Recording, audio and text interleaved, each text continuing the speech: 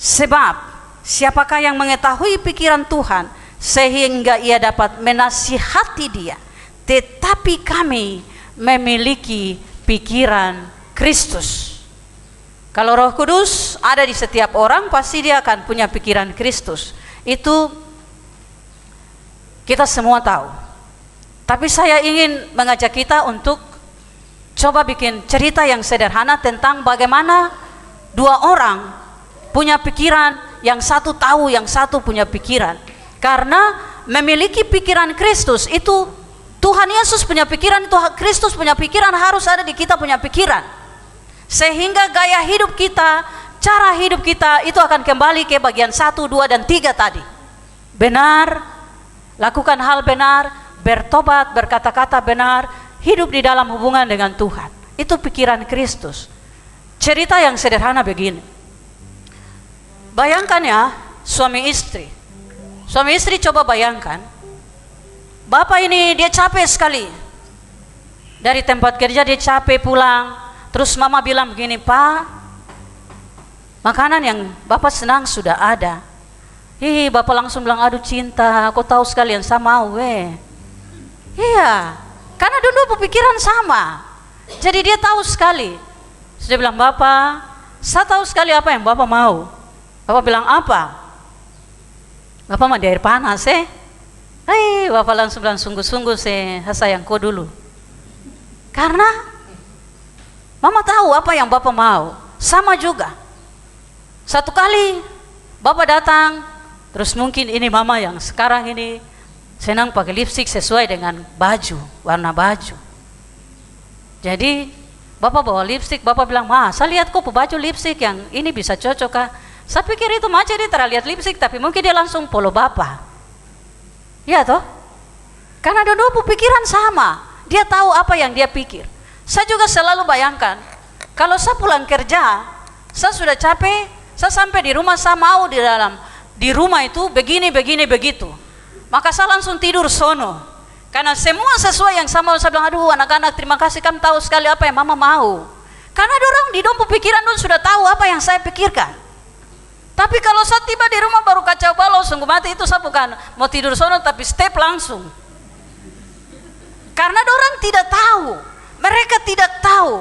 Begitu juga saya pernah cerita tentang suami istri yang hidup lama sekali bersama-sama, mungkin sekitar 25 tahun.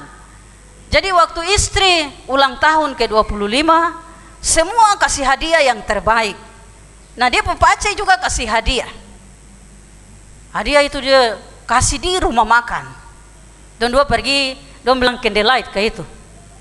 Sendiri dengan lampu remang-remang. Lalu sekarang juru masak antar makanan yang jadi hadiah untuk istrinya. Macam semangat sekali, bayangkan toh. Menangis-menangis buka kado yang pace kasih. Tiba-tiba begini, apa yang ada dalam? Orang Jawa bilang ceker ayam. Kita bilang kaki-kaki ayam. Pace langsung buka mata besar, mata yang tadi menangis itu langsung tak buka, menyala dan marah. Terus Pace bilang, kenapa marah? Kenapa marah? Terus dia bilang, masa ini hadiah ulang tahun untuk saya? Terus Pace bilang begini, ya karena selama ini setiap kali makan ayam saya perhatikan mama selalu makan cekernya. Jadi saya kasih ceker ayam itu sebagai hadiah karena saya pikir itu kesukaan, makanan kesukaan mama. Langsung Pace bilang, kami dua hidup 25 tahun kok tidak tahu sapu hati. Kok cuma tahu ceker ayam yang kau lihat saya makan saja. Saya makan ceker ayam supaya kau makan dia paha. Saya makan ceker supaya anak-anak makan dia dada. Karena saya sayang kamu, bukan saya suka ceker ayam ini.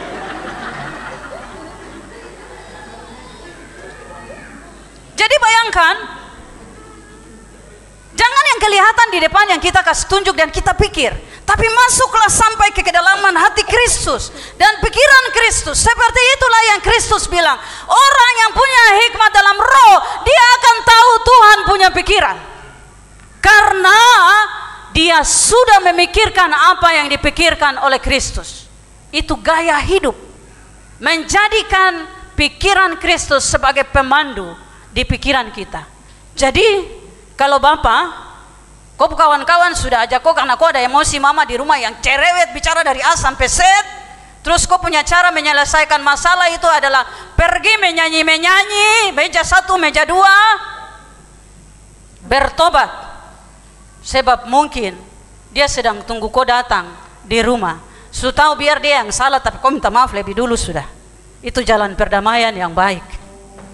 Daripada kau lagi bertahan pergi jalan ke sana, dia tunggu kau pulang-pulang, besok pagi sambung lagi.